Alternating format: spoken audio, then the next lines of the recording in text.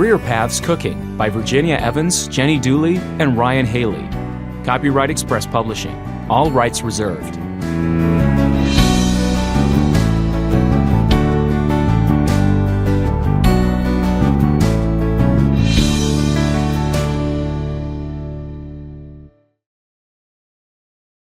Book 1, Unit 1, The Kitchen. Exercise 5, page 5. Checklist for closing shift. Make sure the kitchen is clean and tidy before you leave. The morning crew is very busy.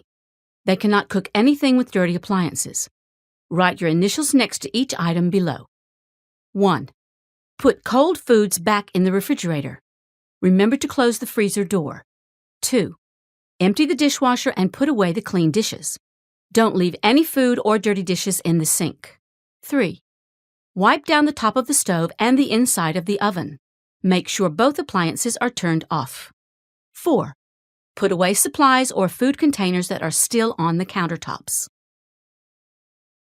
Exercises 6 and 7, page 5. Linda, were you here last night? Yes, I worked the closing shift. Why? The kitchen was a mess this morning. Really? What was wrong?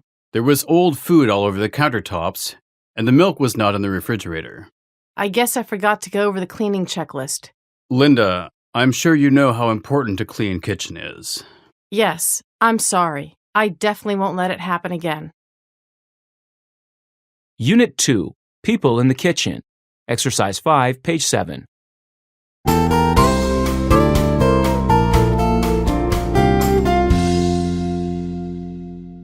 Fourth Street Cafe.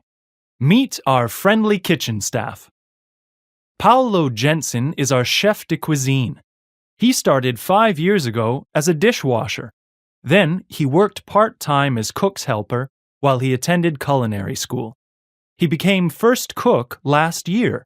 Now, he is the chef who runs our kitchen. Our sous chef, Anna Wilmot, is a big help to Paolo. She's also a temporary broiler cook until we find a full-time meat expert. We're lucky to have an award-winning baker and pastry chef. Celine Ryan is known nationally for her breads and cakes. Joe Franklin recently joined the breakfast crew as a fry cook, and we welcome our newest member, Ronnie Gomez, as vegetable cook. Exercises 6 and 7, page 7. My customer has questions about ingredients. What should I tell him? Well, it depends. Which dish did he ask about? He's curious about the seasoning for the pot roast. Oh, I don't know what's in that. Ask the kitchen. Oh, okay. So I want to talk to Joe, right? No, Joe is the fry cook. You want the broiler cook. Oh, I always get them mixed up. I'll go talk to Anna then. Unit 3, People in a Restaurant. Exercise 5, page 9.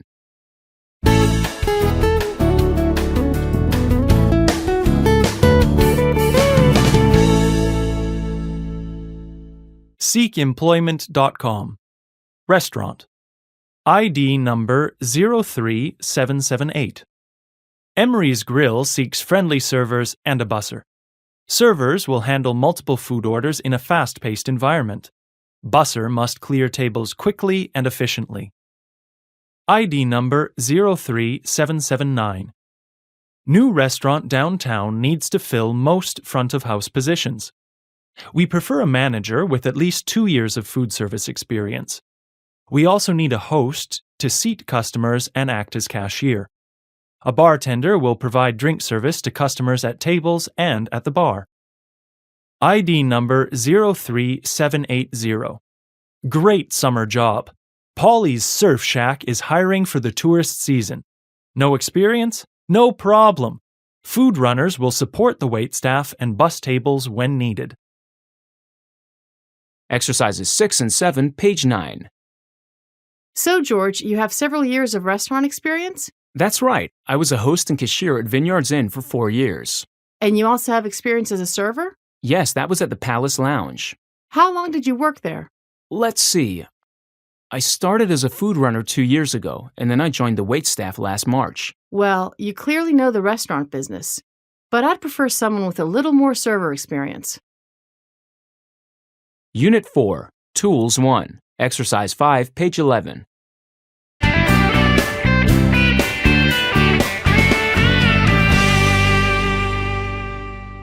Memo to kitchen staff.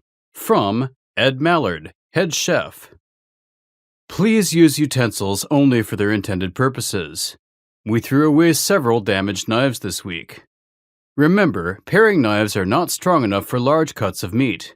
Use a butcher knife or boning knife instead. And do not try to cut bone with a French knife. One of the blades was broken and had to be replaced. That's what cleavers are for. Don't forget to maintain all knives with a steel. We also had to replace a bench knife. Someone tried to use it on vegetables and bent the blade. Several forks were also bent and needed repair. Please do not use these for cutting anything. Exercises 6 and 7, page 11. I'm getting these chicken wings ready. Should I use a boning knife? No, that won't work. You're leaving the bone in the meat, right? That's true, but I still need several pieces, so I'll have to slice through the bone. In that case, use a cleaver. What about a butcher knife? Don't try to use the butcher knife on the bone, but it's fine for the meat. Okay, thanks for your help. Unit 5, Tools 2, Exercise 5, page 13. HarleysKitchenSupply.com. Harley's Kitchen Supply, featured tools and utensils. Click here for our fantastic lineup of spoons, whisks, and other kitchen products. Our spatulas make sure nothing gets left in the bowl. Serve your guests in style with our soup ladles and salad tongs. Click here for more. Never let the wrong measurements ruin your recipe. We have accurate measuring spoons down to 1/8 teaspoon. Measuring cups and scoops go up to 4 cups. Click here to order. Click here for our full catalog of kitchen supplies. Check out our extra rough graters. Colanders are available in small, medium, and large. Don't forget a good cutting board to protect your countertops. Exercises 6 and 7, page 13. Hey, Evelyn, would you hand me that whisk? Sure. Wait, I think it's dirty. It was just used to stir gravy. Oh, I don't want it in my cake batter then. What else is there? Let's see. There's a clean ladle here. No, that won't work. Is that it? Here, how about a spoon? It's not perfect, but it'll work, thanks. And here's a spatula for when you're ready to spread the batter in the pan. Unit 6, Tools 3, Exercise 5, page 15.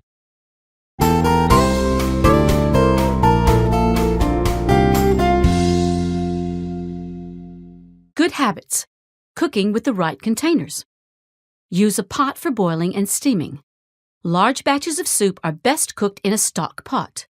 Smaller batches and sauces are fine in a saucepan. For pastas, make sure your strainer is the right size to avoid a mess.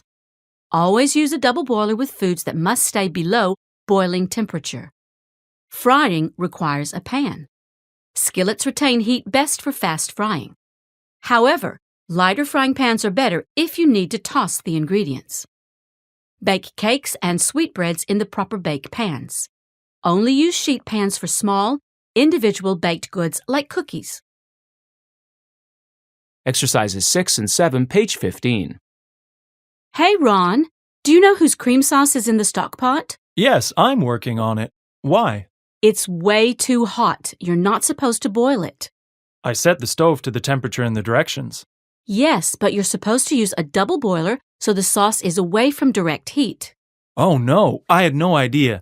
I'll take it off the heat right away. Yes, you'd better. And don't let this happen again. Unit 7, Appliances, Exercise 5, page 17.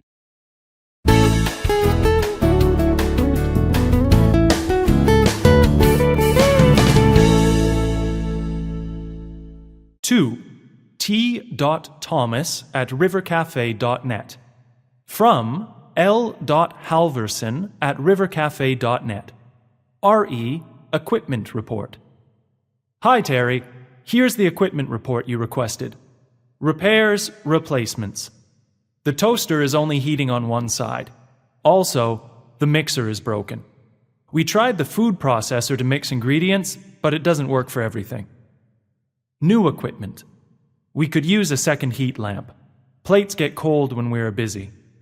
Also, I think our kitchen needs a deep fryer and a pressure cooker.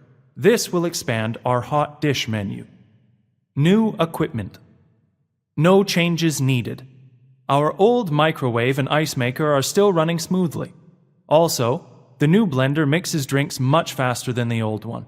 The scale measurements are still perfectly accurate. Exercises 6 and 7, page 17. Hey, Terry, do you have a minute? Sure, Lou. What's up? Did you look over my suggestions for new appliances? Yes, I did. I agree about the heat lamp. A few customers complained about cold food. Can we also get the other items I suggested? A pressure cooker's not a problem, but we need a new ventilation system for a deep fryer. I really think we need one. It will let us add several new dishes to the menu. Well, I'll think about it. Unit 8, Basic Actions 1. Exercise 5, page 19.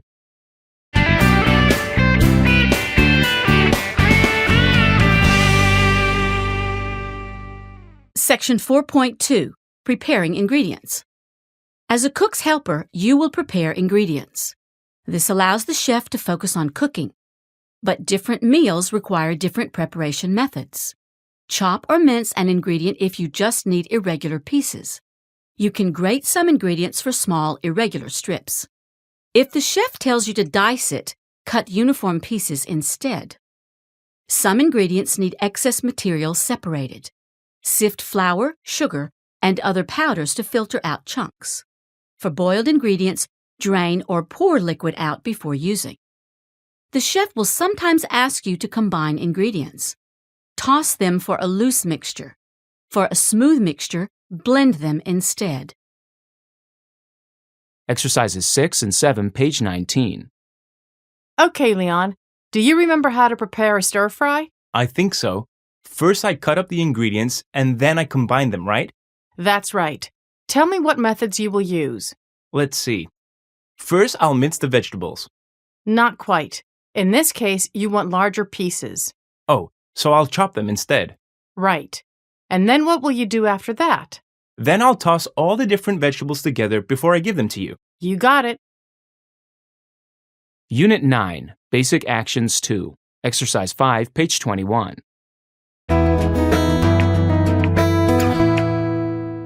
Dessert, dessert, dessert. Chewy chocolate chip cookies. Baking directions. 1. Heat the oven to 350 degrees. 2. Stir the dry ingredients together and set the mixture aside. 3. Beat the eggs and butter until smooth. Then let the baking soda dissolve in hot water and add it to the mixture. Combine the wet and dry mixtures. 4. Use butter or vegetable oil to grease the sheet pan. Then drop 1-inch balls of dough onto the pan, 2 to 3 inches apart. 5. Bake the cookies for 12 to 15 minutes or until they turn golden brown.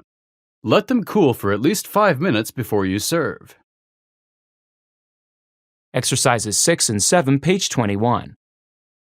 I'm having trouble with this cookie recipe. Really? What's the problem?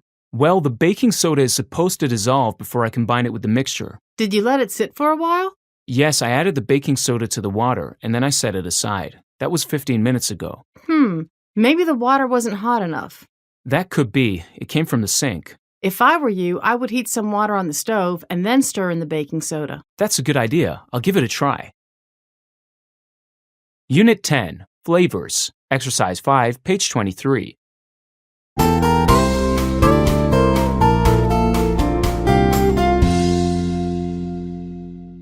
A guide to understanding flavors. New chefs often have trouble describing how food tastes. This guide will help you discuss how taste buds respond to different foods. Coffee and tea have a bitter flavor. Many people add sugar to make them sweet. Some fruits, like lemons and oranges, are both sweet and sour. Some warm meals are spicy, but many people dislike the burning feeling. You can make any meal salty if you simply add salt to the finished product. Adding fresh herbs or poultry seasoning can make soups more savory. Many candies and gums are minty and are used to control bad breath. These products likely leave an aftertaste. Exercises 6 and 7, page 23. Paula, will you help me with my new herb and garlic soup recipe? Sure. What do you need? Something doesn't taste right. Here, try it and tell me what you think. Well, the cheese gives it a nice savory flavor, but you're right, something's off. Is it too spicy? I'm afraid I added too much chili pepper. No, that's not it. I think it's not salty enough. Really? Well, I'll adjust it and try again. Unit 11, Measurements 1. Exercise 5, page 25.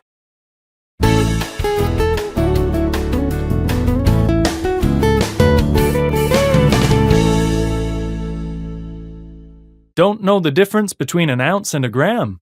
This chart will help you figure it out. Metric versus imperial units.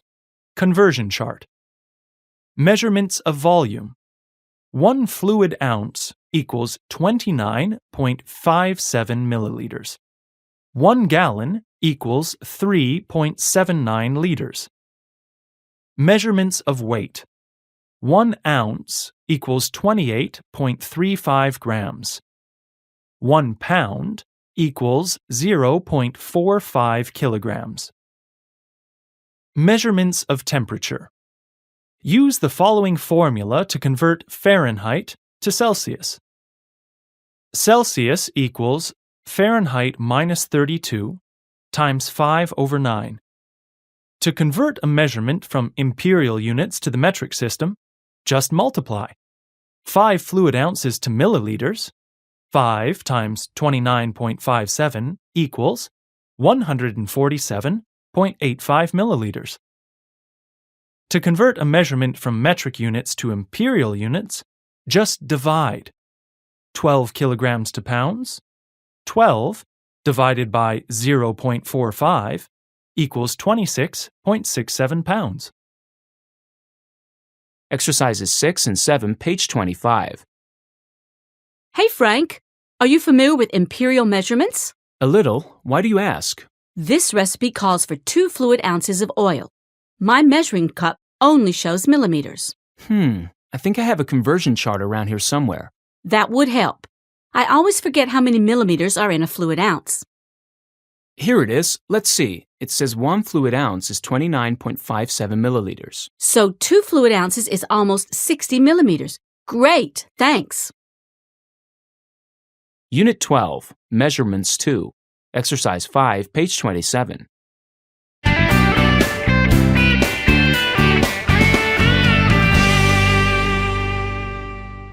Jammy's Cookbook, Introduction to Imperial Measurements. The easiest way to ruin a recipe is to measure ingredients incorrectly. You likely need pints for main ingredients. If you only have cups, 2 cups equal 1 pint. Secondary ingredients often require tablespoons. Concentrated ingredients like spices typically call for the even smaller teaspoon. Some terms are tricky because they do not refer to precise amounts. Use roughly a tablespoon when a recipe calls for a spoonful. A dash refers to the amount you can pick up with your thumb and forefinger. A pinch is about half a dash, and a smidgen is about half a pinch. The smallest amount you can reasonably add is a drop. Exercises 6 and 7, page 27. Lou, could you help me out? What do you need? This recipe calls for a pint of sugar, but I don't see that measurement here. That's easy. Just use 2 cups instead. Is there anything else? Yes, in fact. It calls for a pinch of cinnamon. How do I measure that?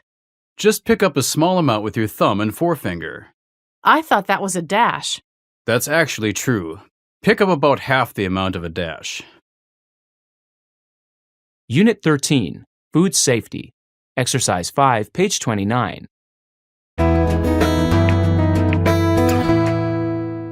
Food Safety Report. Date, June 7. Restaurant, Abe's Diner. Improvements made. Our last inspection was March 8th after a customer reported food poisoning. The owner now has a thermometer to monitor the refrigerator temperature.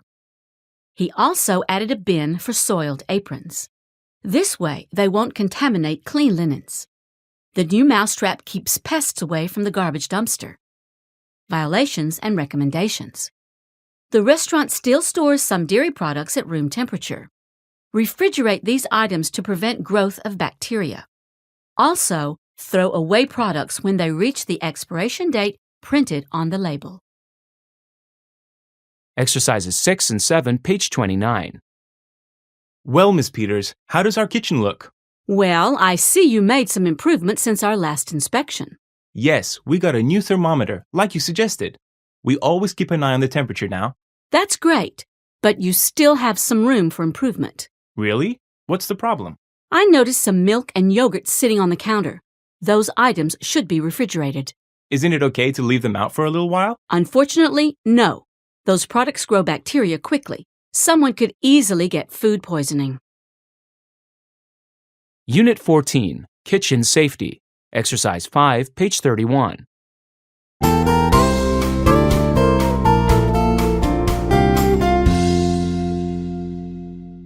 Avoiding workplace injuries.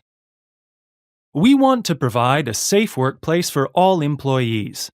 Please review the following guidelines. Knives. Store knives properly. Exposed blades are dangerous in a busy kitchen. Remember to keep blades sharp. It's easy to apply too much pressure on a dull blade and hurt yourself. Equipment and inventory. Only use equipment that you are trained to use. Do not move any equipment or boxes that are too heavy. You might strain yourself. Fires. Learn about safe grease disposal to avoid a fire hazard. Use extra care around ovens and open flames so you don't burn yourself. Spills. Clean up spills immediately. Slippery floors cause serious accidents. Exercises 6 and 7, page 31. I heard Tom left early yesterday. Do you know what happened? Yeah, one of the kitchen helpers dropped a bottle of olive oil and didn't clean up the spill right away. Oh, no. So Tom didn't see it and stepped on the slippery floor? Yeah, he strained his back when he fell. That's terrible. Is he badly hurt? No, he's okay, but he has to stay in bed for a day or two. Wow. I guess we have to be more careful about spills. Unit 15, Nutrition. Exercise 5, page 33.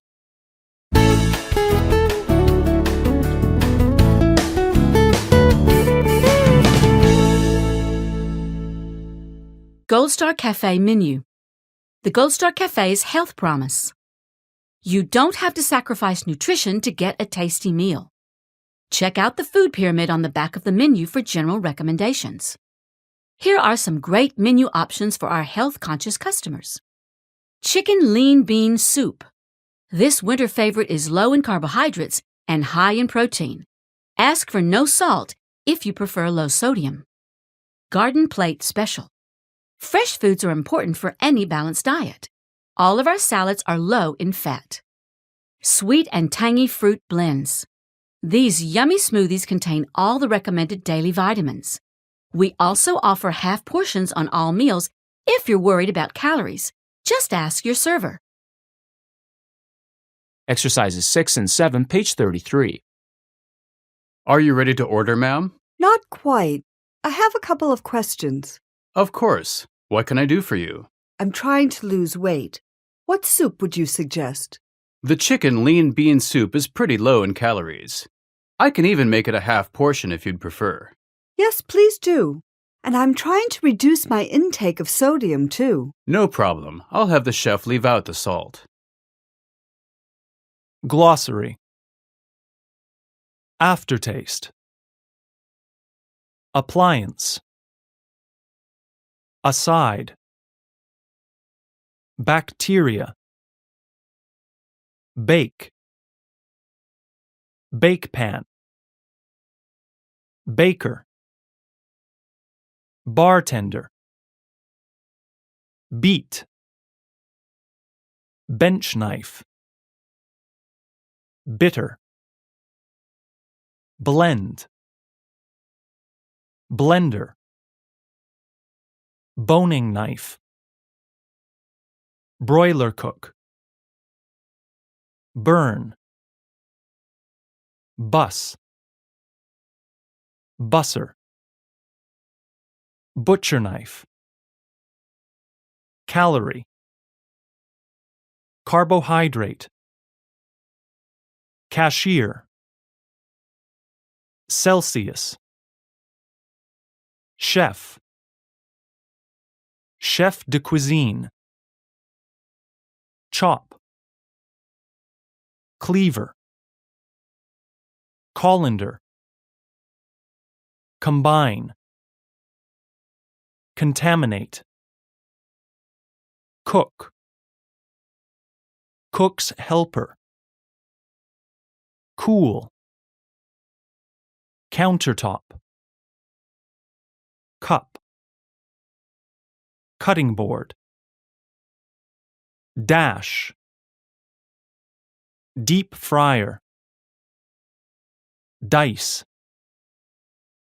diet, dishwasher, dishwasher, disposal, dissolve, double boiler, drain, drop, drop, dull, equal,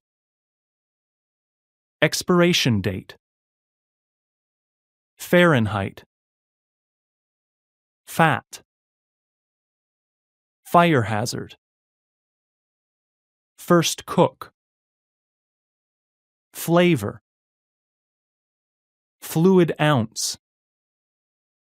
food poisoning, food processor, food pyramid, food runner,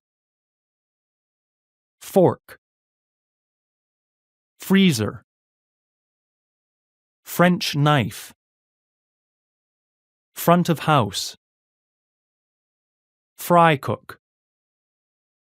frying pan, gallon, gram, grate, grater, grease, heat, heat lamp, host, ice maker, imperial, inspection, irregular, kilogram, kitchen, knife, label, ladle, leader, manager, measuring cup, measuring spoon, metric, microwave, milliliter, mince, minty, mixer, nutrition, ounce, oven, pan, paring knife, pastry chef, pest, pinch, pint, portion, pot, pound, pour, pressure cooker, protein, recipe, refrigerator, room temperature, salty, saucepan, savory, scale, scoop, seat, server, sharp, sheet pan, sift, sink, skillet, slippery, smidgen, sodium, soiled, sour, sous chef, spatula, spicy, spill, spoon, spoonful, steal, stir, stockpot, store, stove, strain, strainer, sweet, tablespoon, taste, taste bud, teaspoon, thermometer, toaster, tongs,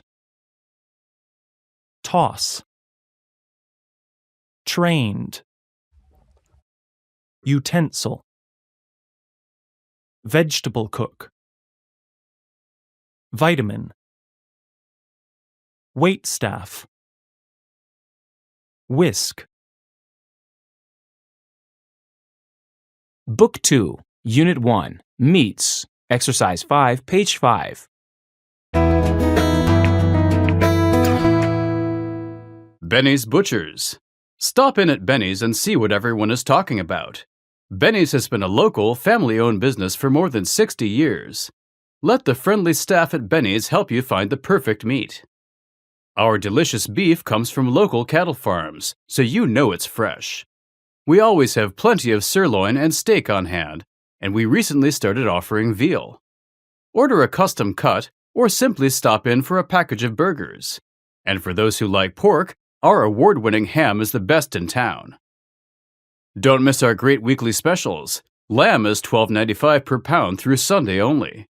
We also have our lowest prices ever on poultry. Pick up some premium chicken breasts for only $4.95 per pound. Exercises 6 and 7, page 5. Welcome to Benny's. How can I help you? Hi, I work at Dexter's Restaurant down the street. I'm looking for something special for tomorrow's menu. Did you have something in mind? Maybe some quality beef? We've got excellent sirloin at the moment for $8 per pound, and the cows are raised locally. That's a good idea.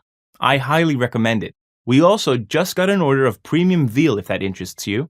Oh, that sounds even better. How much is it? Let's see. That one is $16 per pound. Well, that's a little expensive. You know, now that I think about it, I'd rather go with something a little different. How about the lamb? That's also a good choice. It's $12 per pound. Sounds great. I'll go with that. Give me 10 pounds.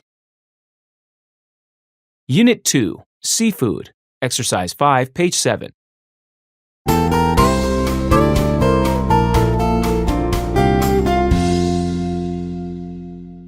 The Art of Cooking. An Introduction to Seafood. Seafood is very delicate and requires careful, well-timed cooking. Fish are prepared in many different ways. If you plan to cut up the fish yourself, you can buy whole fish. However, you can save time by buying dressed fish instead, or even fillets. Fish are most commonly fried, grilled, or baked. You can use other methods too, but remember not to overcook them. Fish and their eggs are roe, become tough under too much heat. Many people eat shellfish raw, but you can also cook them. Lobsters are often boiled or baked and served in the shell. Boiled or steamed oysters are also fine to serve in the shell, or you can shuck them first. You can prepare clams similarly to oysters, and they also make great chowders. As with regular fish, remember not to overcook shellfish. Shrimps are especially sensitive to excessive heat.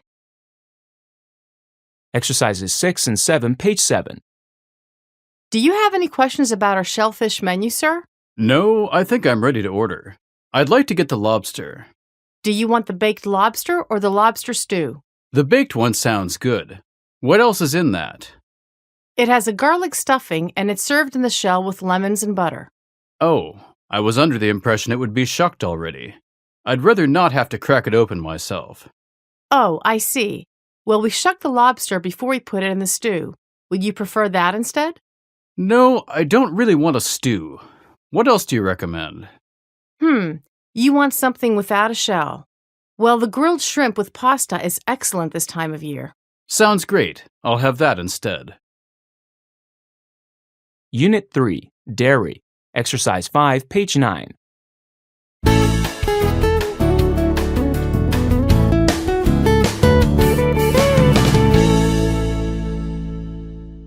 Memo. Attention all kitchen staff. I noticed that a number of dairy products spoiled this month. People are not storing these items properly. Here are some reminders about dealing with dairy products. Please keep regular milk in the refrigerator, not the freezer. When milk freezes, the cream separates. It is nearly impossible to stir together again when the milk thaws. Only skim milk can freeze and thaw properly. Sealed cans of evaporated milk can be stored at room temperature. However, you must refrigerate opened cans. Cultured products generally last longer than milk, but remember to check expiration dates. We served several meals last week with expired yogurt. I also found packets of expired butter and cream cheese on the tables in the dining room. Even though we buy pasteurized products, bacteria can become a problem, especially with cheeses. Check the appearance and smell of any product before you use it. Arnold, head chef. Exercises 6 and 7, page 9. Andy, would you come here for a moment? Sure, boss. What's up? Were you preparing this cheese dip? Yes, Chef Jones asked me to get the ingredients ready for this afternoon. Why? First of all, you left the milk sitting here on the counter. Oh, I see. So that's bad? Definitely. If you don't put it back in the refrigerator, it will spoil. Sorry, I'll keep that in mind. Was that all? Actually, no. You also can't use this cheese. Why not? I got it out of the refrigerator. This package expired 3 days ago. You have to remember to check the date. Oh, I completely forgot. I'd better get rid of this and find some new cheese for the sauce. Unit 4, Fruits, Exercise 5, page 11.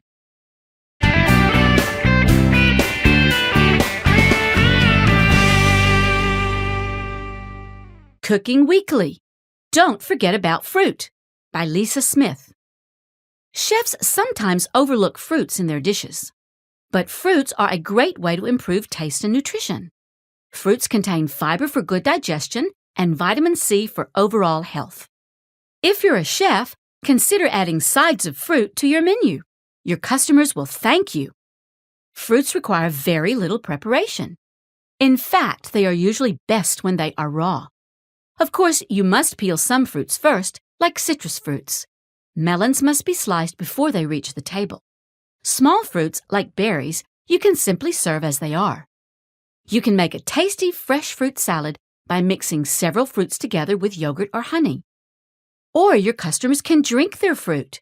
Squeeze your tree fruits into juices, or blend a few tropical fruits into a delicious smoothie. And of course, fruits make great desserts when baked into pies or tarts. Exercises 6 and 7, page 11.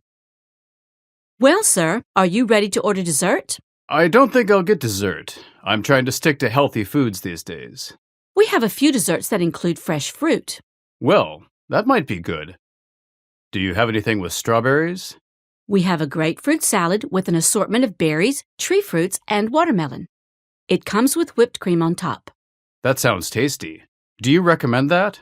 It's pretty good, but my personal favorite is the tropical smoothie. What comes in that? It's a blend of bananas, pineapples, and frozen yogurt. And we can add something extra to it if you want. Well, if that's your favorite, I'll give it a try. And throw in some strawberries. Excellent choice. You won't be disappointed.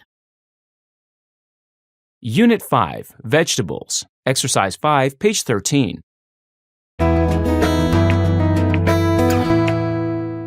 The Art of Cooking. Chapter 3. Vegetables. Storage.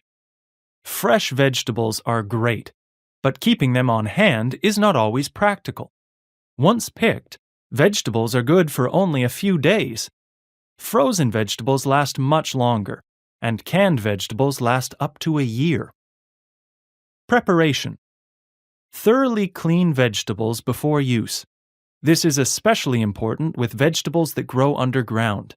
This includes root vegetables and tuber vegetables. You should cook most frozen vegetables immediately after removal from the freezer. However, leaf vegetables cook best if you thaw them first to separate the leaves. Cooking. Remember not to overcook vegetables. Most vegetables are ready for use after you blanch them.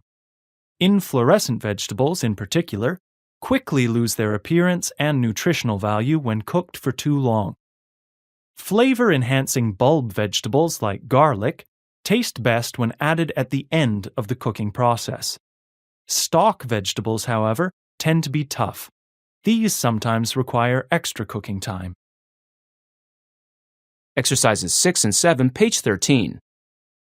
I don't know what to do. This soup is a disaster. That doesn't sound too good. What's the problem? Well, for one thing, the carrots should be firm, but they're completely soft. How did you prepare them? I thawed them and then boiled them before I put them in the soup. It sounds like you overcooked them. You need to start cooking them when they're still frozen. Really? I didn't know that. Yep. And then just blanch them briefly in boiling water. Well, then I probably overcooked the onions too. I can't taste them at all. Yeah, they'll lose their flavor if you cook them for too long. Next time, wait until the end to add the onions. Unit 6, Spices and Herbs, Exercise 5, page 15.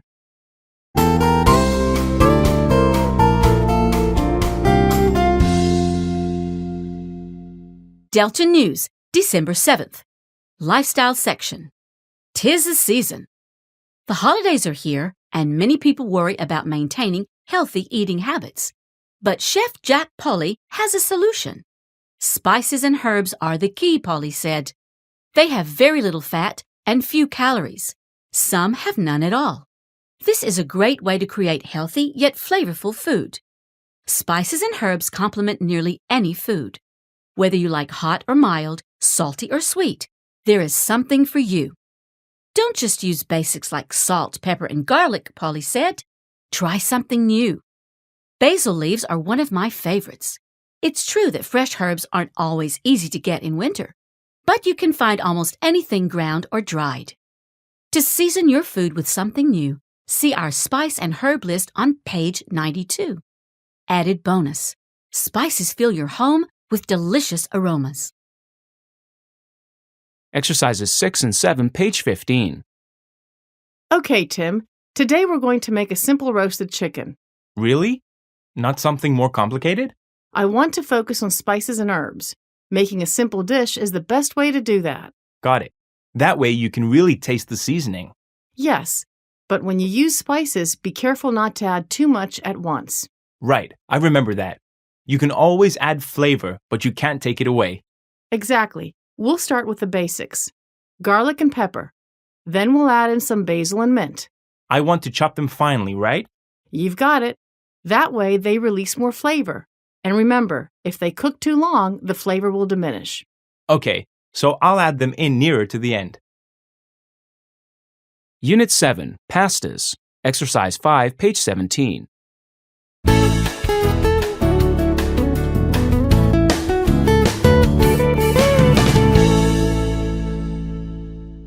La Prima Cafe, Pasta Menu. Dinner pastas. Shells and ricotta. Try La Prima's award-winning stuffed pasta.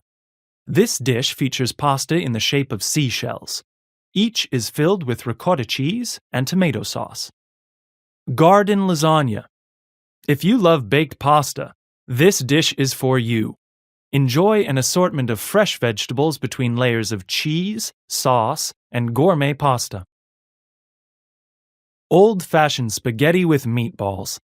This classic is made with long pasta and homemade tomato sauce. Macaroni and cheese. Kids love this dish. It is made with short pasta and cheddar cheese. Lunch pastas. Midday pasta salad. In a hurry. We keep these spiral noodles and fresh veggies ready to go. Soups. Ask about our daily special, made with seasonal vegetables and minute pasta. Exercises 6 and 7, page 17. The owner wants another pasta dish for the dinner menu, but I can't decide what noodles to use. What other ingredients are you using? I think it'll include tomato sauce and mozzarella cheese. Would you use long pasta or short pasta? Well, I'd go with short pasta. It tends to hold the sauce better. That's true, but we already have the rigatoni with mozzarella on the menu. Oh, of course. Come to think of it, there's a long pasta dish too. We have spaghetti with mozzarella on the menu. I have to come up with something different then. You know, those ingredients would probably make great stuffed pasta. Oh, you're right. I think I'll try it with the large shells. Unit 8, Grains and Legumes. Exercise 5, page 19.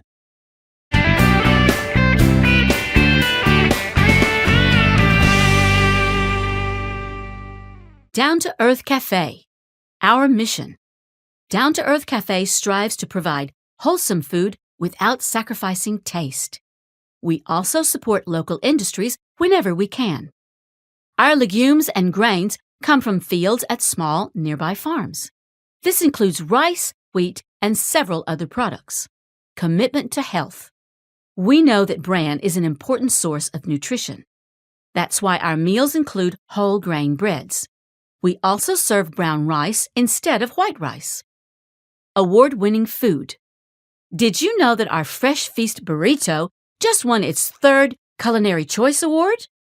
Come on in and try it. It includes black beans and corn. Also, choose brown or wild rice. Eat it by itself or add a side of buttered green beans. Exercises 6 and 7, page 19. What would you like to order, ma'am? I'm looking at this Fresh Feast burrito. Is that the same one that was reviewed in the newspaper? Yes, it's one of our most popular items. The corn and black beans are grown locally, so they're very fresh. I think I'll get that. That also has rice in it, right? That's right, it usually comes with brown rice, but I recommend substituting wild rice instead. Yes, please do. And does it come with anything else? Yes, if you order the dinner serving. Then it comes with a separate plate of lightly sautéed green beans and butter. Yeah, that sounds good. Does that take very long to make? Not at all. We'll have that ready for you in about 10 minutes. Great, thanks. Unit 9, Pastry. Exercise 5, page 21. Taste of the Town with food critic Darren Smith. This week, I discovered excellent pastries at 2 local bakeries. Dana Michelle's pastry shop was my first stop. The shop has several specialty custards that they use in their tasty croissant and choux pastries. Everything I tasted at Dana Michelle's was superb, but I especially recommend the raspberry Danish. This heavenly puff pastry has a delicate, light, flaky texture. It is topped with custard and fresh berries. Sugarloaf Bakery has a window from the seating area into the kitchen. Get there early and watch the bakers pound and roll the dough before they bake it. I fell in love with the short crust pastry. It is the foundation of Sugarloaf's many delicious pies and tarts. I was not as impressed with the donuts. They seemed crisp, so I suspect they were overcooked. Instead, try one of their creative phyllo pastries. They might be filled with nuts, cream cheese, or even ham. Exercises 6 and 7, page 21. Carl, would you taste this pastry for me? It's a new recipe. Sure. Well, it's okay, but something's not quite right. That's what I thought. It's too crisp for a phyllo pastry, isn't it? No, I think it was just crisp enough. It will fall apart if it's any softer. What do you think is wrong with it then? It's a little too sweet for my taste. I didn't taste that, but you're usually right about these things. Do you think I should cut back on the fruit filling for the next batch? I don't know. I'd suggest using a light custard instead. I think I'll try that. The fruit is too heavy for this delicate dough anyway. Unit 10, Bread. Exercise 5, page 23.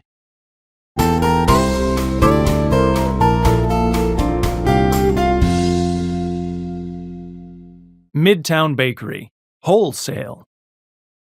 Midtown Bakery has provided high-quality breads for more than 15 years. Come taste why many local restaurants come to Midtown for this important staple. We bake fresh loaves daily and will never sell you something stale. Midtown has plenty of basic white bread for your restaurant's everyday needs. It's great for breakfast toast and soup sides. But we know that your customers might want something special. That's why we also have a number of other flavorful breads to choose from. Our healthy whole wheat bread has a soft, delicate crust for easy slicing. Add an extra twist to your classic sandwiches with our sourdough. We also have flatbread for those who prefer bread that's not leavened. It doesn't look like much, but a thin slice is all you need. Exercises 6 and 7, page 23. Pauline, we have a problem with today's batch of bread. I don't like to hear that. What happened? Someone left the white bread in the oven for too long. It's totally burnt. That's not good. We're expecting a big lunch crowd today. I know. What do you think we should do? Why don't you just make another batch? Unfortunately, we don't have enough white flour left. We're not expecting a delivery until tomorrow morning. Do we have any extra loaves left over from last week? Yes, but they're pretty stale. I don't think they'll taste very good. How about this? Why don't you just make an extra batch of sourdough? I guess that'll work. If anyone doesn't like it, we'll give them whole wheat instead. Unit 11, Breakfast. Exercise 5, page 25.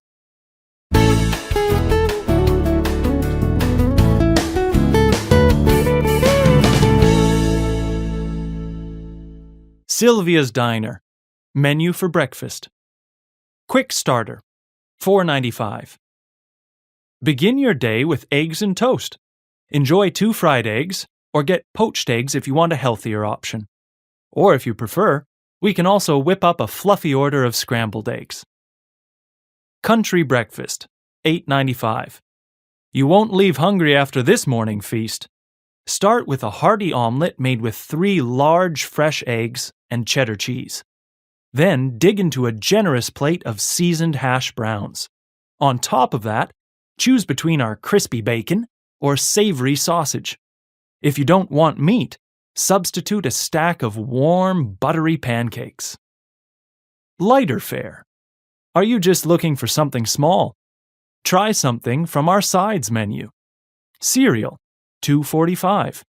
Our cereal is served with fresh whole milk. Muffins, $2.45. We have blueberry, oatmeal raisin, and banana nut muffins. Coffee, $1.95. Your first cup of coffee is free with any breakfast order. Exercises 6 and 7, page 25. Excuse me, I think I'm ready to order. Certainly, ma'am. What can I get for you this morning? I'd like to order the country breakfast.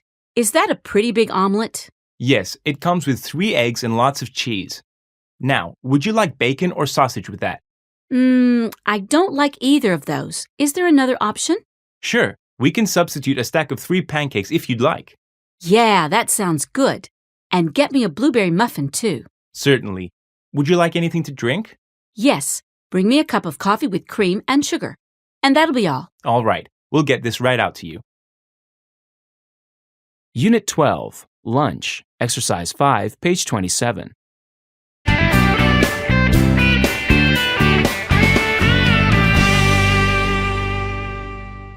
Two, w.martin@sunrisecafe.com. From t.hernandez@sunrisecafe.com. Open for lunch? Hi, Warren. The breakfast service at our cafe has been very successful, and I think we should also open for lunch. Many businesses in this part of town give their workers lunch breaks around noon. However, the only informal restaurant in the area is the deli on Grand Street. If we stayed open into the afternoon, we might attract customers who are looking for a quick meal or a light snack. I would love to hear your ideas for a lunch menu. How do you feel about adding some sandwiches to our menu? I think we could create small box lunches for people to take to go. That way, they can eat lunch at the local park or take the food back to their offices. Let me know what you think. Teresa. Exercises 6 and 7, page 27. Warren, did you read my email about opening for lunch? Yes, I did, Teresa. I think it's a great idea. I'm glad you think so. Do you have any ideas for the lunch menu? I'd love to experiment with some new recipes if you don't mind. Sure, go ahead. But keep in mind that the customers will be workers who are on their lunch breaks. Okay. What difference does that make? They will probably be in a hurry, so don't make anything too fancy. That's a good point. Maybe I'll just stick to sandwiches. I can still come up with lots of different ingredient combinations. Sounds good. I'll work out the rest of the details so we can start serving lunch on the 1st of the month. Unit 13, Dinner, Exercise 5, page 29.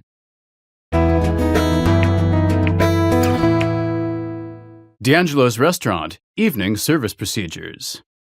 At D'Angelo's, we expect our servers to maintain professional standards. Remember, this is a formal restaurant, and our customers expect excellence at all times. Follow these guidelines to ensure consistent service. Seating customers. Dinner is served from 5 p.m. to 10 p.m. Make sure your customers receive the dinner menu during these hours, not the lunch menu. Taking orders. The daily specials are not on the menu, so remember to tell your customers about them. Also, let customers know which wines are recommended with each dish. If you are not sure, check with a chef. Serving dinner. Serve each course at the correct time. Always bring appetizers first, and never bring an appetizer along with an entree. If an entree comes with a side, make sure they arrive at the same time.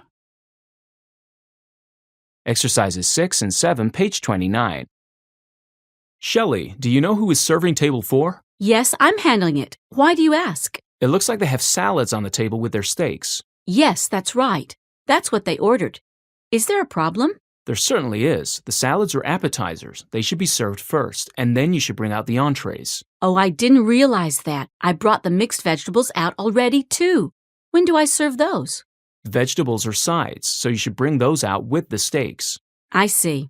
Should I go take away the steaks and vegetables for now? No, don't do that. I'm sure the customers want to eat them while they're hot. Just remember for next time. I will. I'm really sorry. Unit 14, Desserts 1, Exercise 5, page 31.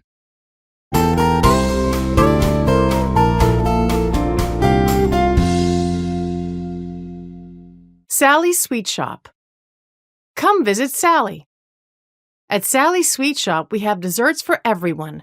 Try our gourmet ice cream, made with real cream and the finest ingredients. We also have a great selection of sugar-free ice cream for those who want to avoid sugar. Flavors. Choose classic vanilla or chocolate ice cream, or try one of our daily specials. Ask us what's available today. We'll serve it in your choice of a cup or a cone. Standard toppings. Let us drop some sprinkles on top to add some spice to your ice cream. Or we'll throw in a few marshmallows to give it some texture. Kids love it. Specialty toppings. If you're in the mood for something rich, try one of our syrups. We'll cover your ice cream generously with hot fudge or caramel. Exercises 6 and 7, page 31. Excuse me, are you available to get me some ice cream? Of course, sir. Do you know what flavor you want? I'm not sure. What flavors do you have today? We always have vanilla and chocolate ice cream. And let's see, today we also have strawberry and peanut butter. I think I'll have vanilla. Can I add something else to it? Yes, we have several toppings. Do you want dry toppings or syrup? Both, I think. Do you still have hot fudge? I'll get that and some of your tasty marshmallows, too. Yes, we can certainly do that. Is that going to be in a cup or a cone? A cup, please, and that'll be all. Great. I'll get this right out to you. Unit 15, Desserts 2, Exercise 5, page 33.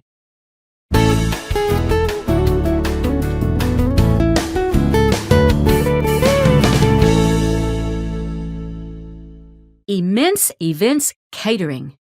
Let Immense Events cater your special day. We offer great desserts for every occasion. Weddings. Did you know that more and more wedding couples are choosing cupcakes these days? try it. Or, for something more traditional, choose from our wide selection of specialty wedding cakes. Either way, our cake artists will decorate it with your favorite frosting. Children's birthdays. It's no secret. Kids love ice cream. We'll blend up a batch of milkshakes for your little folks. For health-conscious parents, we also have tasty fruit sorbet and low-fat frozen yogurt. Holidays. Complete your holiday meal with a warm, rich pumpkin pie or apple cobbler. Or let us whip up our famous double chocolate brownies. Your guest will thank you. Anytime. Our elaborate fruit parfaits are great for any occasion. We also offer sweet, creamy pudding in several enticing flavors. Come give it a taste. Exercises 6 and 7, page 33. Thanks for calling Immense Events. How can I help you? Hi, this is Judith Stevens. You're working on the food for my son's wedding, and I'm ready to order the desserts. Yes, of course, Miss Stevens. What have you decided on? Well, we're going to get 48 chocolate cupcakes instead of a cake. That's an excellent choice. They are much easier to serve. That's what I thought. And some of our guests might want something a little healthier. Is there another option for that? Well, all of our cupcakes have a lot of sugar and fat. How do you feel about raspberry sorbet? That would be great. We don't need much. Enough for maybe 8 to 10 people? Sure. When would you like to pick this up? How about 2 o'clock on Friday? That'll work. We'll see you then, Miss Stevens. Glossary. Appetizer. Aroma. Bacon. Baked pasta. Bean. Beef. Berry. Blanch. Box lunch. Bran. Bread. Breakfast. Breast. Brown rice. Brownie. Bulb vegetable. Burger. Butcher. Butter. Cake. Canned. Caramel. Cereal. Cheese. Chocolate. Shoe pastry. Citrus. Clam. Cobbler. Coffee. Come with. Complement. Cone. Corn. Course. Cream. Cream cheese. Crisp. Croissant. Crust. Cultured. Cupcake. Custard. Dairy. Danish. Decorate. Deli. Delicate. Dessert. Dinner. Dinner menu. Dish. Dough. Donut. Dressed. Dried. Egg. Entree. Evaporated milk. Fiber. Fillet. Fish. Flaky. Flatbread. Formal. Fresh. Fried. Frosting. Frozen. Frozen yogurt. Fruit. Garlic. Grain. green bean, ground, ham, hash browns, herb, hot, hot fudge, ice cream, inflorescent vegetable, informal, ingredient, juice, lamb, lasagna, leaf, leaf vegetable, leavened, legume, loaf, lobster, long pasta, lunch, lunch break, lunch menu, macaroni, marshmallow, meat, melon, menu, milk, milkshake, minute pasta, muffin, noodle, noon, omelette, overcook, oyster, pancake, parfait, pasta, pasta salad, pasteurized, pastry, peel, pepper, phyllo pastry, pie,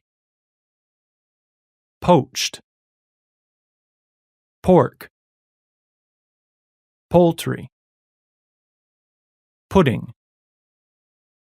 puff pastry, raw, rice, roe, root vegetable,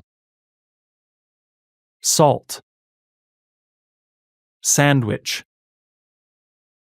sausage, scrambled, seafood, season, shape, shellfish, short pasta, short crust pastry, shrimp, shuck, side, sirloin, skim, smoothie, snack, sorbet, sourdough, spaghetti, special, spice, spoil, sprinkles, squeeze, stale, stock vegetable, staple, steak, stuffed pasta, sugar, sugar-free, syrup, thaw, to go, toast, topping, tree fruit, tropical, tuber vegetable, vanilla, veal, vegetable, vitamin C, wheat, bread, white rice, whole, whole grain, whole wheat bread,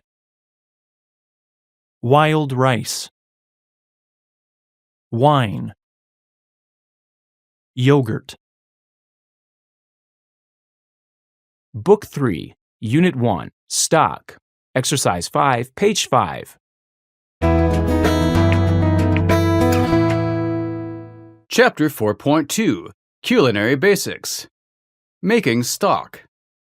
The right stock gives flavor and richness to many standard restaurant foods. Before making any soup or sauce, a chef must prepare the proper stock. You might want to have a dedicated stock pot on the stove at all times. As other meals are prepared, you can save the bones and other leftovers. Then you can add them to the next day's pot. As you heat the pot, the simmering liquid will extract the flavors of the different ingredients. If you use this method, check the stock frequently for flavor and consistency. Don't let canned bases replace your homemade stock. However, you can save time and money by using these manufactured products along with your own ingredients. They are very useful if you want fish stock, for example, but your kitchen does not use fish. Just remember to add other ingredients for the fullest flavor. If your restaurant serves beef dishes, you have the necessary ingredients for brown stock. If you serve poultry, you have what you need for chicken stock. These flavors are the most compatible with the widest variety of dishes. You can also make vegetable stock, but it does not provide the same savory flavor that meat stock does. Exercises 6 and 7, page 5. I'm not sure what kind of stock I should make for the soup today. What kind of soup are you going to make? The special today is vegetable medley. Have we made that before? No, I'm supposed to come up with a new recipe. Well, you could just use vegetable stock. No, I'd rather not. It doesn't have that nice full flavor of meat stock. That's a good point. Well, if I were you, I'd probably make light chicken stock. Yeah, brown stock might be a little too heavy for this type of soup. And I think fish stock tastes odd with vegetables. That's what I was thinking. Are you going to use a manufactured base? I think so. It'll be a lot faster if I can just take it out of the can.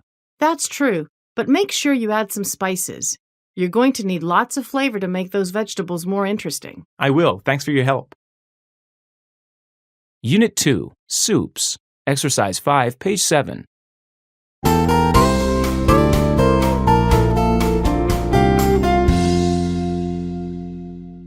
The Mailman Newspaper.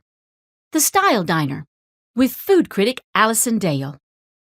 West Side Cafe on Bayside Drive advertises their chef as the king of soups.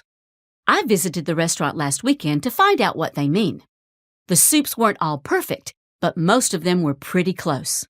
I was pleased to find that every soup at West Side Cafe includes homemade broth and fresh local ingredients.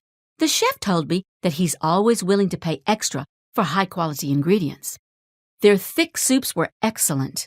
The broccoli cream soup was so rich that it almost seemed like a dessert. The tomato puree was much simpler, but still delightful. I don't usually enjoy shellfish, but the clam chowder and lobster bisque were both nicely seasoned. If you're visiting West Side Cafe for the first time, I recommend starting with the hearty chicken potato stew. I only tried a few bites, but it was clearly the most filling meal on the menu. The clear soups were not nearly as charming. I tried a beef consommé that seemed more like canned bouillon. The chef explained that this was due to the process of clarification, but I found it watery and uninteresting. It was the only soup I would not recommend. Exercises 6 and 7, page 7. How do you like your meal so far, ma'am? I don't know. This beef soup isn't very good. Oh, no. I'm sorry to hear that you don't like it. What's the problem? It's too watery, I guess. It doesn't have much of a substance. Oh, I see. It's a consommé, so it's supposed to be very clear and light. Well, it's too light for my taste. What else do you have? Would you prefer the chicken potato stew instead? It's much denser than this one. No, that sounds too heavy. I'd rather have something a little lighter, but still thick and creamy. If that's what you're looking for, I'd recommend the clam chowder. No, I don't like shellfish. Do you have something with vegetables? Let's see. Oh, of course, we have a very tasty broccoli cream soup. That sounds good. Bring me that instead. Sure. And, of course, we won't charge you anything for the consommé. Unit 3, Sauces. Exercise 5, page 9.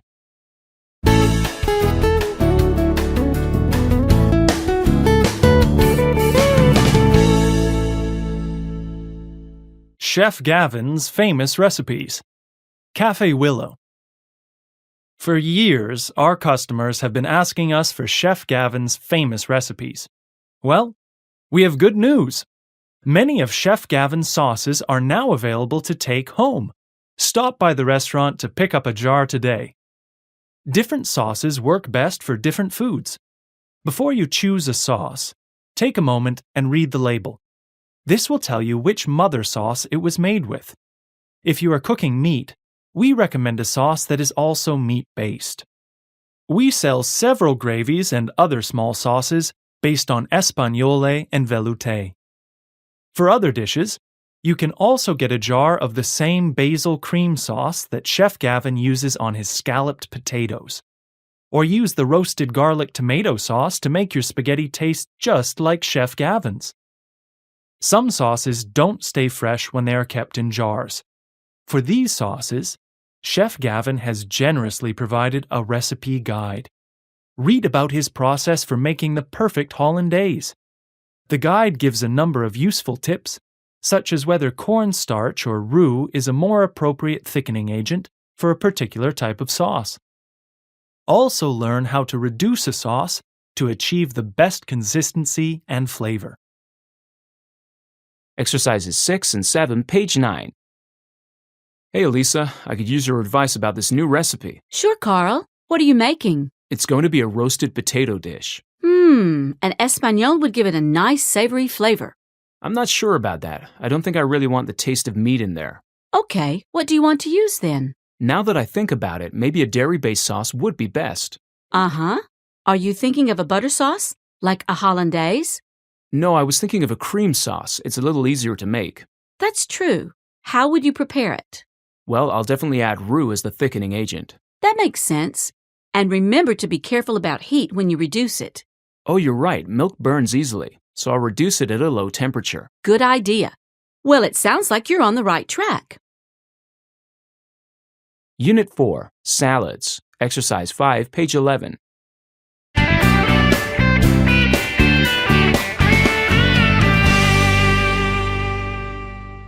Gertrude's Garden Cafe. Starters. All our salads are vegetarian and made with fresh, ripe ingredients. Depending on the season, we may substitute different fruits or vegetables for the ones listed here. Please advise your server if you would prefer alternative ingredients or if you want low-fat dressing. All salads are available in a half order, full order, or table order. Serves 4 to 6 people. Green salad. This small tossed salad is a perfect appetizer for any dish. It's made with mixed greens, including several types of lettuce. It also includes chopped cucumbers and chives. Then, it's topped with a light coating of our house dressing, made with real mayonnaise. Raspberry Delight. If you're looking for something that's a little more filling, try this sweet, fruity salad. It comes with a body of raspberries and walnuts on a bed of spinach. A tangy raspberry vinaigrette completes this summer favorite. Supper salad. Order this hearty salad with your favorite entree or eat it by itself. Enjoy tomatoes, croutons, and crumbled cheese on a bed of romaine lettuce completed with a garnish of parsley. Get our house dressing or substitute a sprinkling of olive oil and vinegar if you want a healthier option. Exercises 6 and 7, page 11.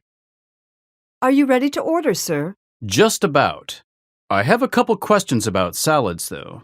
Sure. What can I help you with? What comes on the green salad? It's a mixture of lettuce and other vegetables with our house dressing. I guess I'll get that. What's in the dressing? It's made with mayonnaise and some seasonings. I'd rather have something with less fat. You can substitute a low-fat version of our house dressing, or you can choose one of our other dressings. What other dressings do you have? Let's see. We have the raspberry vinaigrette.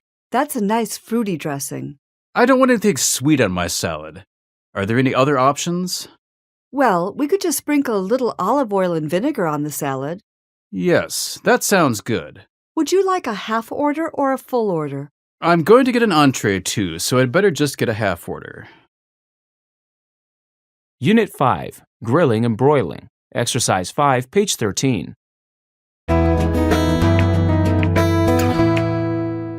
Memo. Attention all staff. Some of you need a reminder about proper grilling and broiling methods. Please remember to use the right process so food doesn't get ruined.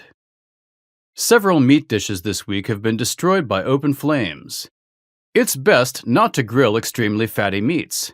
The fat drips down onto the charcoal and causes excessive burning. This usually ruins the meat and can even present a fire hazard. If you must use a grill, cook these meats in a grill pan on a solid surface like the stovetop or the flat top. Ideally, you should broil fatty meats instead of grilling them. Since the heat comes from above, fat can safely drip down into the bottom part of the broiler pan. If you don't know how to use the salamander, ask one of the senior chefs for assistance. It's a very handy appliance for a quick, even broiling. While some meats were burnt, others were undercooked. A number of customers complained that their burgers were only cooked on one side. Always use the flame broiler for burgers to ensure two-sided grilling. Look closely at the meat when it comes out of the broiler. If it's properly charbroiled, you can see the grill marks. Exercises 6 and 7, page 13. Hey, Marty, are you preparing the turkey for table 6? Yes, I am. Is there a problem? As a matter of fact, there is. It's totally ruined. Really? What happened to it? You nearly started a fire. I had to pull the meat off the grill and turn it off. Oh no, I'm so sorry. I don't know how that happened. You have to be really careful with fatty meats. When too much fat drips down onto an open flame, then you're really in trouble. Oh, I see. Should I cook it in a grill pan instead? You could, but you might want to just broil it. That way the fat will drip down into the lower pan. I didn't think of that. Should I do the same thing with these burgers? No, use the flame broiler for those. Those should be charbroiled on both sides. Got it.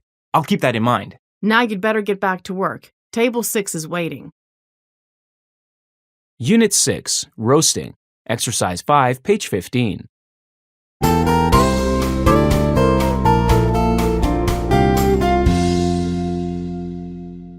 Alby's Restaurant.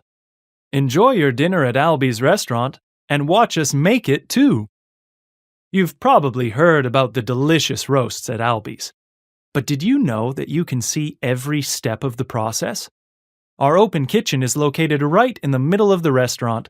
Watch our chefs roast your dinner. We're proud of our culinary craft, and we want you to see it. All of our high-quality meats are prepared by experienced chefs. They know how to apply just the right amount of indirect dry heat. Alby's specializes in expertly seasoned poultry. Check with us ahead of time about daily specials. Or, we can always prepare one of the outstanding dishes from our regular menu. Watch as we load a turkey roast into a roasting pan. Then we'll baste it with savory juices to ensure perfect caramelization.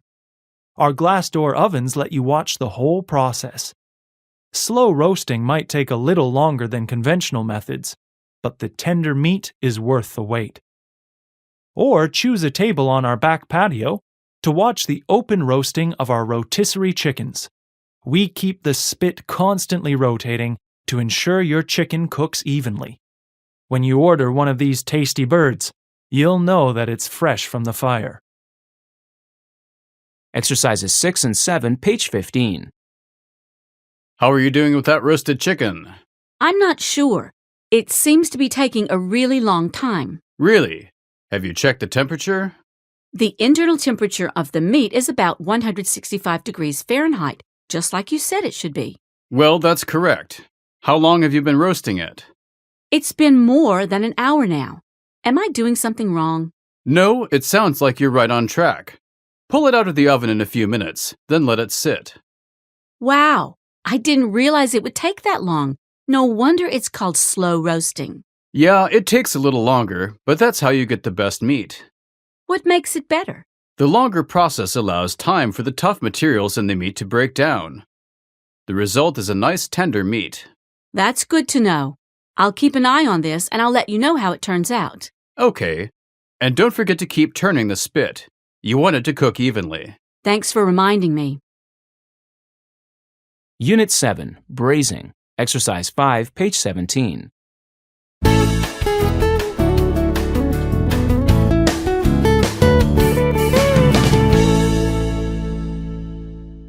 Taste Column by Chef Edna. Dear Chef Edna, I tried to braise a lamb shank this weekend, but it was a disaster. The outside was dry and overcooked, and yet somehow the inside was still too tough. Do you have any tips for achieving tender, juicy meat? Paul F. in Wellsboro. Dear Paul, I'm sorry to hear you had so much trouble with your lamb shank. I hope I can help. Make sure you marinate your meat with lots of braising liquid, or it will dry out. Most meats already contain plenty of liquid. All you need to do is trap the liquid in with the meat and let it stew. You can do this with a braising pot on the stove or in the oven, or use a slow cooker if you have one. Too much heat probably caused your meat to be overcooked on the outside. Braising is a slow process, so just keep the heat down and be patient. If you're in a hurry, you might want to try pressure cooking instead. Nonetheless, it's still a good idea to sear meat before you braise it. This promotes browning and improves the flavor. If you use barbecue braising, you can do this on the grill. Just remember not to expose it to high heat for too long.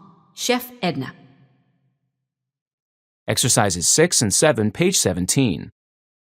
Are you ready to order, ma'am? Not quite. I wonder if you can help me choose something. Sure, what kind of dish are you looking for? I like lamb, but last week I got a roast leg of lamb here that was terrible. I'm sorry to hear that. What was wrong with it? The leg was too dry. I like my meat tender and juicy. Well, you might want to try the lamb shank instead. It's tonight's special. Really? Isn't that usually pretty tough? Yes, shank typically starts out that way, but this meat is prepared by barbecue braising. I don't think I've tried that before. How do they make it? First, the chef sears the meat on an open grill. Then he marinates it with a garlic rosemary sauce before braising. Does it take a while to cook? Yes, these shanks have been cooked under low, moist heat for about 3 hours. That's what makes them so tender. Well, that sounds pretty good. I'll give it a try. Unit 8, Baking, Exercise 5, page 19.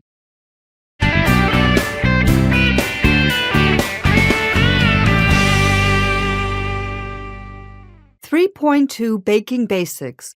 Follow these tips for light, tasty baked goods. Preparing the dough. Always sift the flour and other dry ingredients thoroughly. This will prevent uneven, lumpy dough. If you do end up with any lumps, make sure you work them out when you knead the dough. Baking. Remember to preheat the oven before you put in the dough.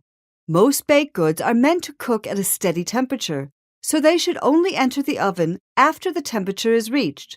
In most convection ovens, the center rack is the best place for the pan. This ensures that all sides are heated evenly. If you are baking bread that will not be eaten for several days, par-bake it first and finish baking it just before it is used. That way, it won't become stale before you need it. High altitudes. If you are baking above 3,500 feet, follow the directions for high-altitude cooking. Don't use as much baking soda as called for in cake and cookie recipes. Otherwise, the dough will not rise properly. The chemical reaction of too much leavening occurs too early. The air is released from the dough instead of being trapped inside. The same thing can happen with yeast in breads.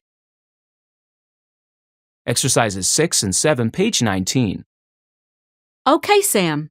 Before you bake the bread, walk me through the process. Let's see. Well, first I have to sift the flour. Right. So then your ingredients are free of lumps. What's next? Then I mix all the ingredients into a smooth, firm dough. And what do you have to remember when measuring ingredients? I'm not sure what you mean. Keep in mind, we live at a high altitude. Oh, of course. I have to reduce the amount of yeast from the standard recipe so it rises properly.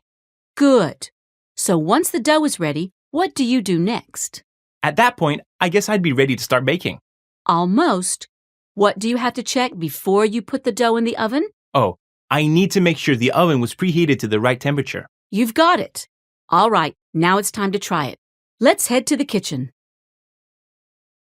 Unit 9, Frying, Exercise 5, page 21.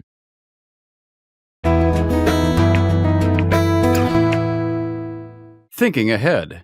A few words about frying. Before you fry something, make sure you know which method and equipment will work best. Frying is a fast cooking method. You don't have much time to correct errors once you begin. You can just slightly brown most foods before you remove it from the heat. However, keep in mind that some oils will produce darker colors than others. Hot oil or lard will quickly burn your food if you are not paying attention. Choose the right equipment for the food you are frying. If you are planning to pan fry a large piece of meat, use something heavy like a skillet. This retains heat better than light pans. Lightweight sauté pans are better if you need to lift the pan and toss the ingredients. This is important when you sauté small pieces of meat or vegetables. However, if you plan to stir-fry something, you will toss the ingredients more vigorously. In that case, use a pan that is not as shallow, like a wok. To deep fry something, you will need a deeper pan or a dedicated deep fryer. You should be able to completely submerge the food in the oil. Use this method especially for foods that are coated with batter. Exercises 6 and 7, page 21.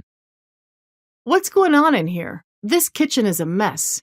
I am really sorry. I was trying to stir-fry some vegetables, but it didn't go very well. I can see that. There's food and grease everywhere. What happened? I could see that the ingredients were starting to burn, so I tried to toss them in the pan. Well, that's logical. What went wrong? I picked up the pan, but then I just lost control and dropped it. Which pan did you use? I was trying to use this skillet. No wonder. A skillet is way too heavy for tossing ingredients. Yeah, I realize that now. What should I have used? You should use something light that's easy to pick up with one hand. Like a small frying pan? That might work, but to stir-fry something, you want a pan that's not as shallow. That way the ingredients don't fly out. I see. Next time I'll try a wok. Good idea. Well, we better get this mess cleaned up. Unit 10, Steaming. Exercise 5, page 23.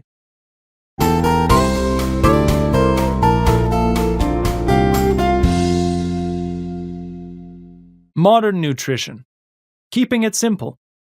With Chef Louis Belvedere. These days, restaurant chefs are getting more and more pressure to serve healthy menu options. As a chef myself, I know it can be difficult to come up with dishes that are both tasty and nutritious. Luckily, there's an easy way to make your existing menu items a little healthier. Leave out the cooking fat. Instead of frying something, steam it instead. Some chefs place ingredients directly into hot water to boil or simmer them. However, I prefer steam. This moist heat will cook your ingredients without the agitation produced by boiling them directly. Additionally, you will reduce the loss of important nutrients through leaching. Compartment steaming is simple. Just boil some water in the bottom part of a steamer. Then, place your ingredients in the top part. The steam will circulate throughout the pot for even cooking. This method is usually applied to vegetables, but you can do it with meat and fish too. For fish, you might want to steam them on papilote instead. This lets it cook in its own steam. Be careful not to steam for too long, or else your food will become soggy and unappetizing. Exercises 6 and 7, page 23. This is frustrating. I just ruined another batch of vegetables. Really? What's going wrong? I'm not really sure. Every time I boil them, they get soggy and fall apart. You might consider steaming them instead. Have you tried that? No, I haven't. Do you think that would be better? Maybe. Since the vegetables don't sit in the water, they don't get as soggy. That's true. And they'll probably be more nutritious, too. Don't you think? Yes, that's right. Steaming doesn't cause as much leaching as boiling does. Do you think the vegetables will still fall apart, though? I doubt it. Without the agitation caused by boiling, they'll probably be fine. Oh, good point. What method do you think I should use? I definitely use compartment steaming. Only fish need to be steamed en papillote. Okay, I'll give it a try. Unit 11, Buffet. Exercise 5, page 25.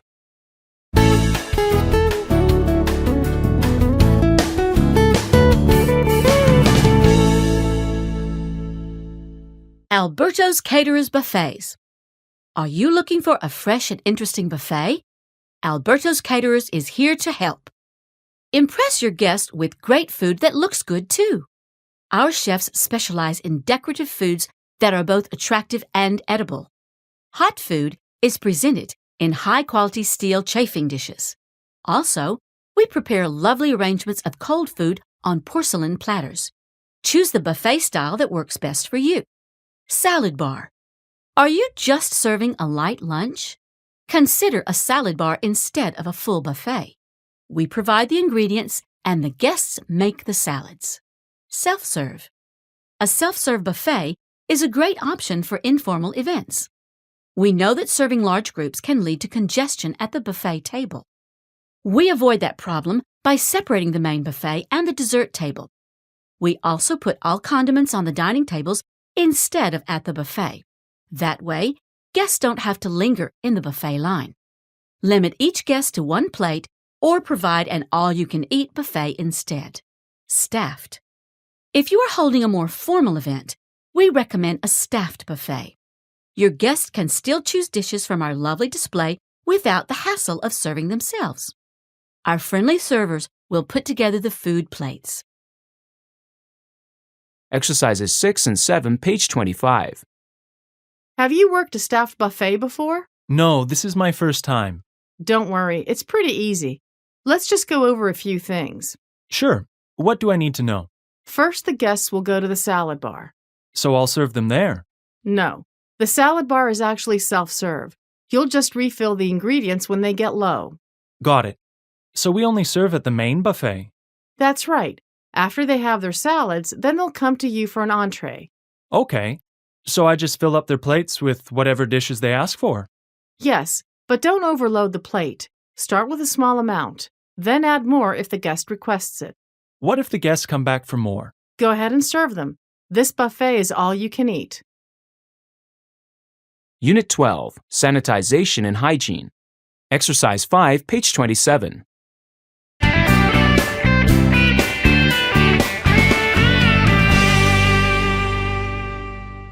Keep the kitchen safe. Please follow these guidelines to ensure the safety of your coworkers, your customers, and yourself. Personal habits. Practice good personal hygiene. Always keep yourself and your clothes clean. Wash your hands frequently. When you are in the kitchen, wear a hairnet. This will prevent your hair from contaminating food. Also, remember to use a fresh pair of disposable gloves when you handle ingredients for each new dish. Kitchen cleanliness. Stop the buildup of dirt and old food around the kitchen. The floors and countertops must be cleaned throughout the day. All food storage areas, including the refrigerator, should be cleaned weekly. Cover food containers with plastic to prevent contamination from other foods. Store all potentially pathogenic materials in designated bins for disposal. Dishes. Dirty dishes are covered with bacteria from old food and contact with customers. They must be cleaned thoroughly before reuse. Always run dishes through a dishwasher or through all 3 compartments of a 3-compartment sink. Wash dishes with soap in the first compartment and then rinse them with clear water in the second compartment. The third compartment should have a solution of water and bleach to completely sanitize the dishes. Exercises 6 and 7, page 27. So, Mr. Robbins, how did the inspection go? The kitchen looks much cleaner since the last time I visited. We've been working on it. We certainly don't want to put anyone at risk. I'm glad to hear it. But I'm afraid you've still got some work to do. Really? I thought we had everything under control. What's the problem? Several employees are not wearing hairnets. You can't risk loose hair falling into the food. I guess I need to remind everyone about that again. Was there anything else? Yes, you're not using your 3-compartment sink properly. What do you mean? I saw a worker washing pots just by rinsing them in clear water. Oh, I see. I'll make sure he's using soap as well. He should also sanitize the dishes with a final solution of bleach and water. I didn't realize that. I'll make sure we get that fixed. Is that it? Yes, I think that's all. I'll be back in 2 weeks to make sure everything is corrected. Unit 13, Inventory Management. Exercise 5, page 29. Small Business Weekly. Inventory and your profits. Studies show that nearly half of new restaurants fail after 1 year. Don't let this happen to you. Poor management of inventory is one of the easiest ways to lose money. If you monitor your products wisely, your restaurant is more likely to be profitable. Managing inventory in the restaurant business is more challenging than it is in other industries. This is because restaurants carry mostly perishable products. If you order in excess of something, it will likely become rotten or stale. If you order too little, you won't have enough to feed your customers. To avoid spoilage, you must know how much of a product you need. Order the amount you expect to use, plus a small safety factor in case of unusual situations. Quantity discounts might tempt you to order more than you need. Just remember that you don't save money if your products go bad. Once you have raw inventory in the kitchen, make sure your staff handles it properly. The correct storage of each product will maximize its shelf life. Keep careful records of how much food is used. That way, you will notice if you are losing inventory to employing theft or overproportioning. Exercises 6 and 7, page 29. Fiona, do you have a minute? I'd like to talk about some issues with our inventory. Sure, Doug. What's the problem? I think we need to keep better records. We're losing a lot of food to spoilage. You're right about that. Just this morning, I threw away another case of tomatoes. Exactly. If we don't order so much, that won't happen. Sure, but the tomato supplier gives us a great quantity discount. That's not doing us any good if we throw away half of the order. That's a good point.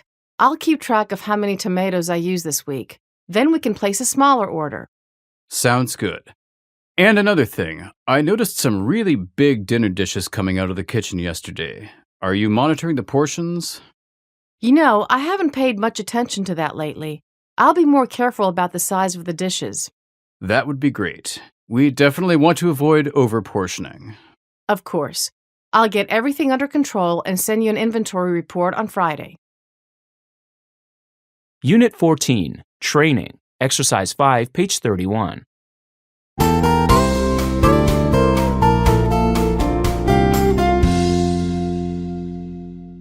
QuizArts Culinary School. Join the QuizArts family.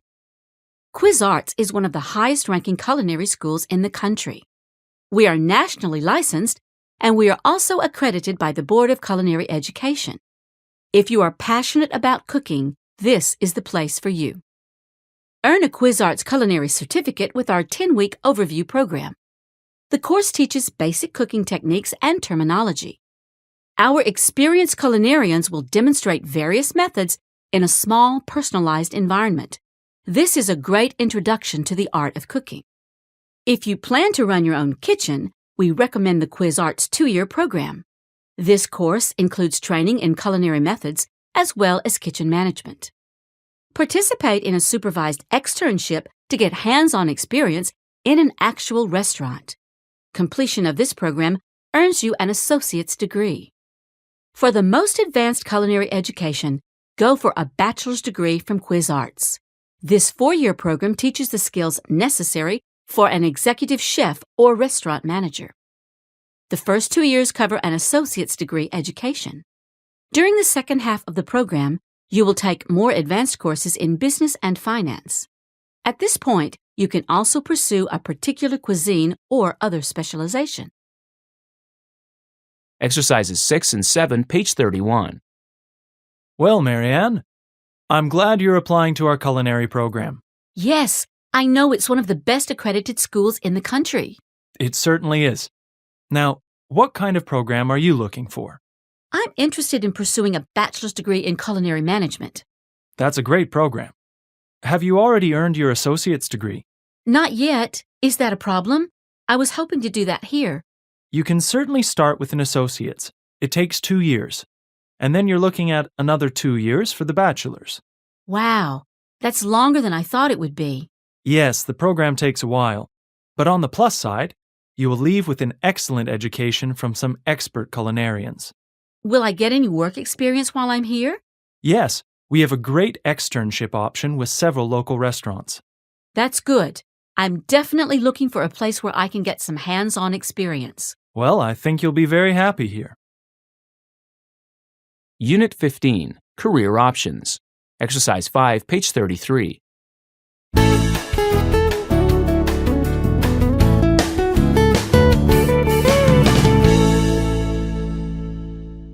Classifieds. Jobs, culinary. ID number 02113. Stafford Inn is opening a new hotel in the downtown area. We need an experienced executive chef with education in both culinary arts and culinary management. The job includes preparing daily menus and managing 2 full-service kitchens. You will be responsible for hiring your own chef de cuisine and other staff members for each kitchen. ID number 02114. Sweet Cakes Patisserie is looking for a new chef. We prefer someone with a background in pastries, but we will train the right person. ID number 02115. A personal chef is needed for a private party. The event is July 19th at my boat on Flamingo Bay. You must be prepared to cook for approximately 40 guests. If your work is satisfactory, I will have available jobs 2 or 3 times per month. ID number 02116. Jackson Catering is hiring chefs who specialize in meatless dishes. We are a small catering company that offers primarily vegetarian banquets. We need someone who can also serve as nutritionist for our health-conscious clients. ID number 02117. Do you want to start a career in hospitality? Roxy's Airport Lounge is hiring apprentices for all positions.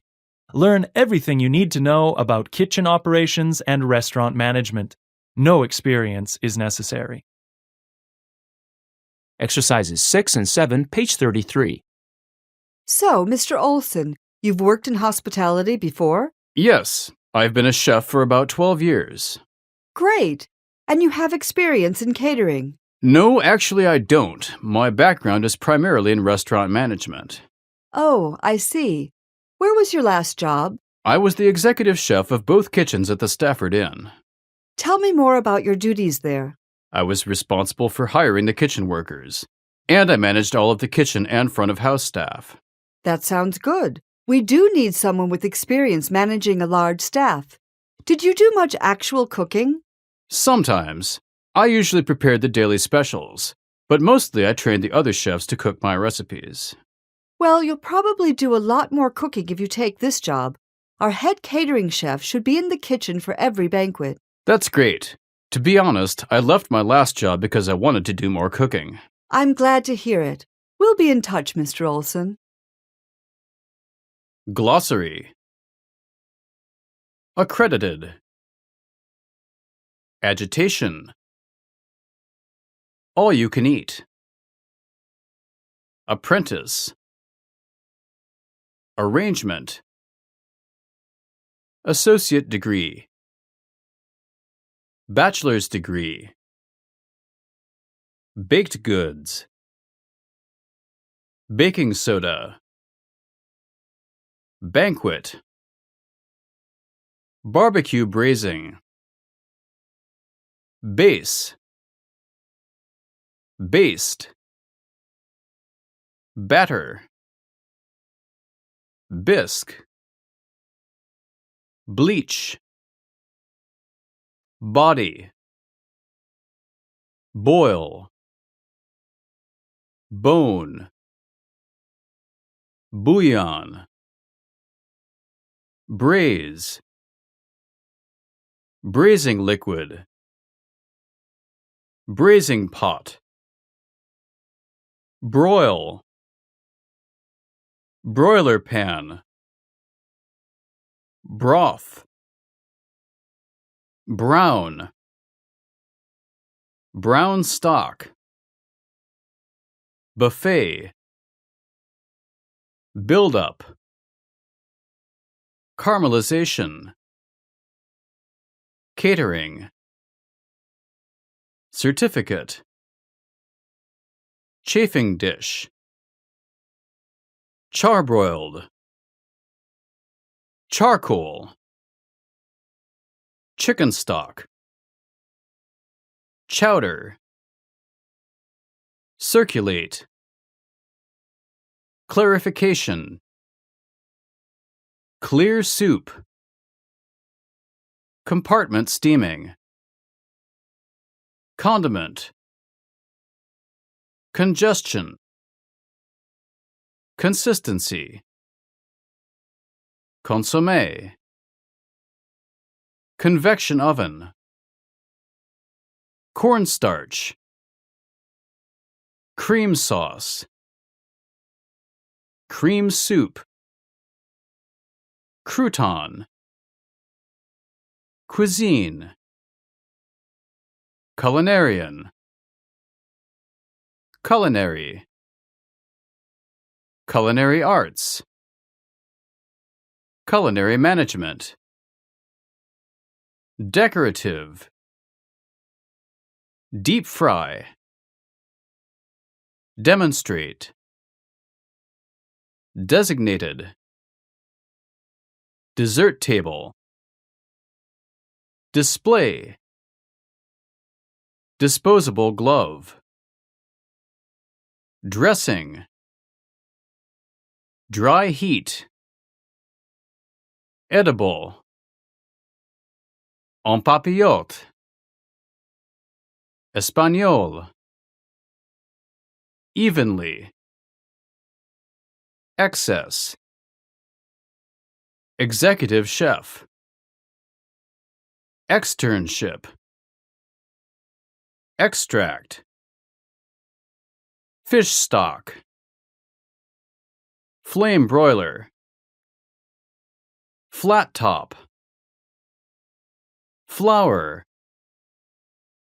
fry, garnish, gravy, greens, grill, grill, grill pan, hairnet, hands-on, high-altitude cooking, hollandaise, hospitality, house, homemade, hygiene, indirect, inventory, juicy, need, lard, leaching, leavening, leftovers, lettuce, licensed, liquid, manufactured, marinate, mayonnaise, moist heat, mother sauce, nutritionist, oil, olive oil, open roasting, over-portioning, pan fry, par bake, pathogenic, pâtisserie, perishable,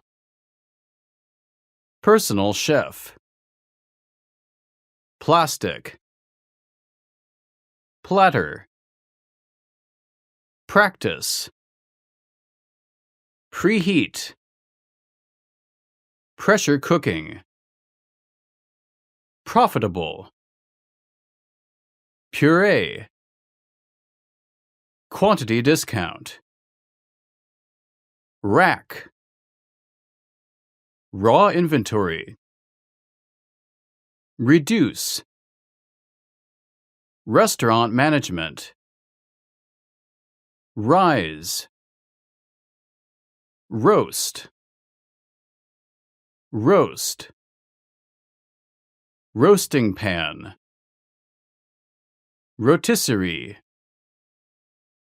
Roux. Safety factor. Salad.